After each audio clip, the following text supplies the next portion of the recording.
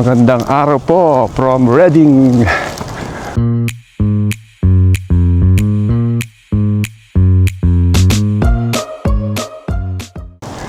So imbes na magpahinga lang sa bahay, magano tayo ngayon, maggala-gala tayo, maglakad-lakad para hindi naman tayo mabore. Dahil ako lang mag-isa sa bahay, tapos sunod-sunod na trabaho na. Mayroon akong work weekend, Saturday and Sunday. So kailangan medyo chill tayo ng konti para malibang naman tayo. Yan. Me time kumbaga.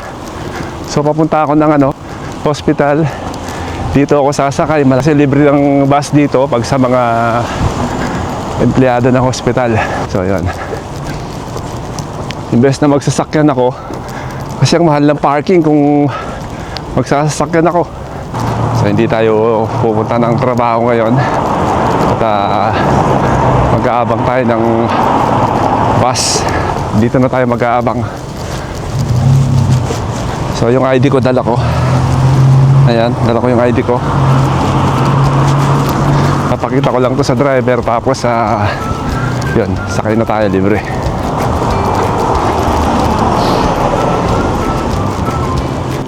So ayan, naka-due na tayo, bus number 9.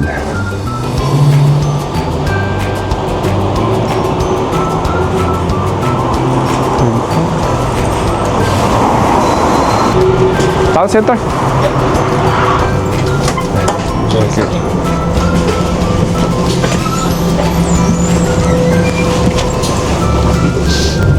Yan, dito tayo sa bus at papunta na ng town.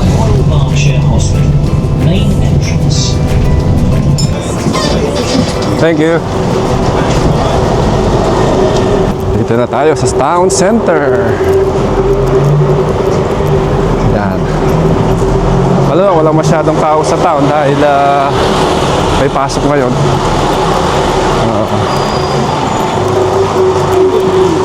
Mga nandito marami yung mga naka-day off, tapos yung mga elderly. Yan pala yung bagong Rosas Thai. Minsan kain tayo dyan. Kayain natin yung mga bata dyan sa bagong bukas yan. Yan. Lakad tayo. So nung nagtatrabaho pa ako dito sa town, araw-araw nandito ako. Pagkatapos sa trabaho, yan, pag-alagala nung wala pa tayong anak, syempre. Pero nung dumating na si Joakim, ay si Seb, madalang na lang ako dito, mag-gala-gala dito dahil nakakasawa din. Hindi ko naman pwedeng araw-araw gumagala ka, tambay ka. Kasi pagka dito ka tumatambay, magastos. Napapagastos ka ng di oras. Madami ka nakikita na hindi naman kailangan. So yan, tawid tayo.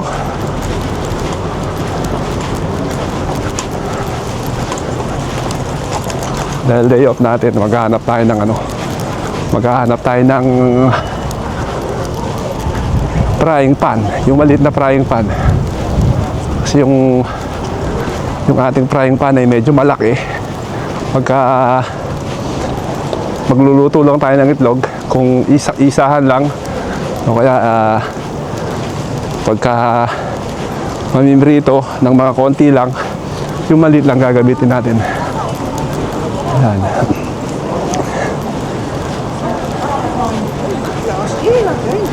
So maginaw pa rin yung panahon dito. Ngayon 8 degrees.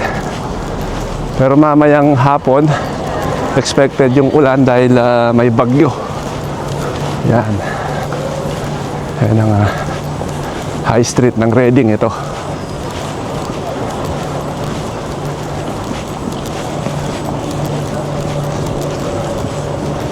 Primark, Tree, John Lewis, HSBC. Pero marami na nagsarang establishments dito. Siguro dahil sa mahal ng renta. Yan, punta muna tayo sa ano, sa TK Maxx. Doon muna ako pupunta. Kala tayo ng ano, ng yung kaldero, yung pan, yung frying pan pala.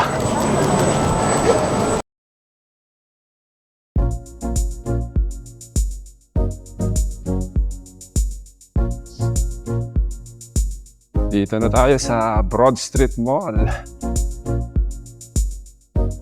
So yung mall dito maliliit lang, hindi kagaya sa Pilipinas sa atin malalaki. Siguro yung SM sa Tarlac, pasok mo yung ano dito, yung mga siguro 3 ganito, 4 na ganito. Kasi second level lang to eh. So yung mga naghahanap ng branded na mura, ang pinupuntahan TK Maxx dito. Maghanap tayo ng ano, maghanap tayo ng kaldero dito. Maraming mabibili dito, halos lahat. Mga pambabae, panlalaki, pambata, kompleto dito. Yan. Diretso tayo sa baba kasi nandiyan yung mga ano, mga kitchenware.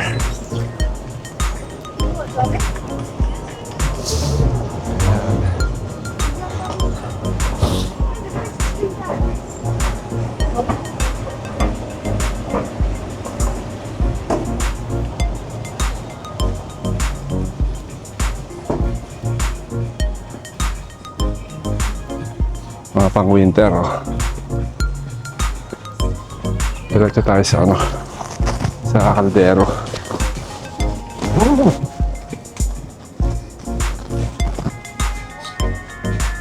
Ang warm dito sa loob. Ayan ang inahanap natin. Ito na lang, ito na lang. Ayan. Pasensya na, sinisipon pa tayo. Pakita ko sa inyo kung ano pa meron dito. Yan o.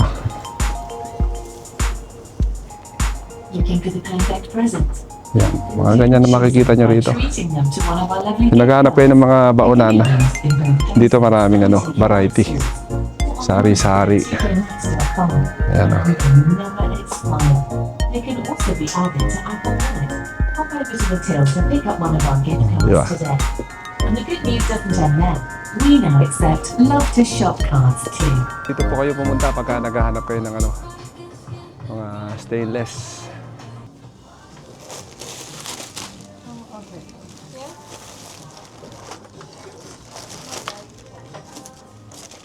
Thank you.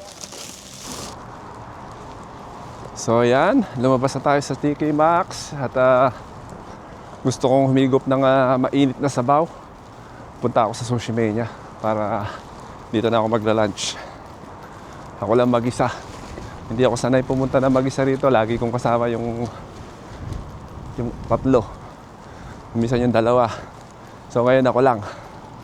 But anyway, day off naman natin kaya enjoy na lang natin. So pasensya na po kayo at hindi na ako tumuloy mag-vlog dito sa loob ng restaurant dahil sobrang lakas ng kanilang music.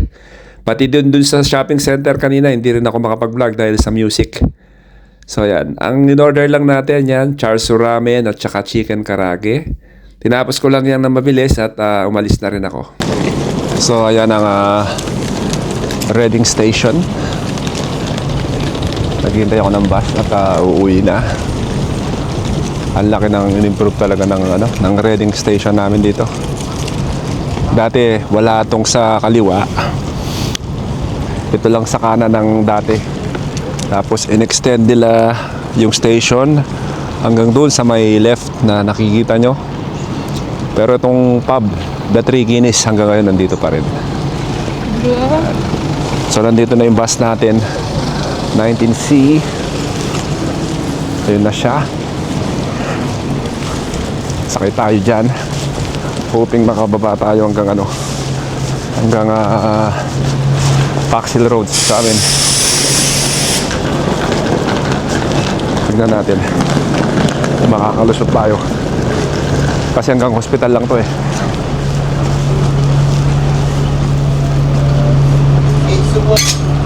So yung pamasahe, single 260, sayang din. All day 450. Pag mura, pag group, no? 550. Yeah, because about $4. Right, how much is that? What, just for a single to the Brewbox? Single, yeah. 160. Right, 60 lang pala pag sa hospital. right, okay. No problem. Thank you. Yeah, I'm coming off. So ayan, kasakay na tayo. Libre to, hanggang Paxil to kasi nagpapalit siya ng driver. Although pwede naman hanggang Paxil to. Yung mga ibang driver kasi mababait eh. Yung mga iba, hindi kanila papayagan. Kala mo sa kanila yung bus. Nasubukan ko na dati na mag-bus from town center to the hospital. Sinubukan kong i-diretso hanggang Paxil Road sa amin. Hindi pwede. Hindi ako pinayagan. Binababa ako ng hospital. Kaya yun. Thank you.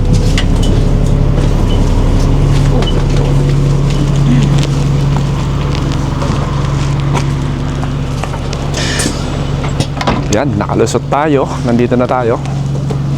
Hindi naman nakalusot. Para namang nagnakaw tayo. So, okay na. Nandito na tayo sa Paxil bus stop.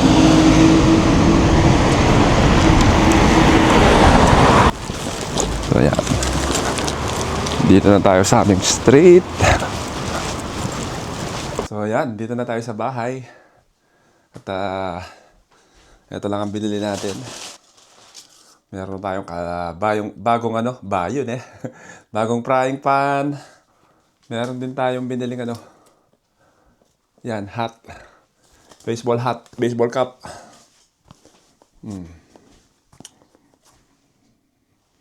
Pwede na. Mahirap kasing makahanap ng malalaking ganito. Dahil yung ulo ko malaki. Yan, o yan. Pang summer, di ba? Pwede na. Pagka pupunta ka ng tindahan at magulo yung buhok mo, mag-hat ka na lang. Okay ba?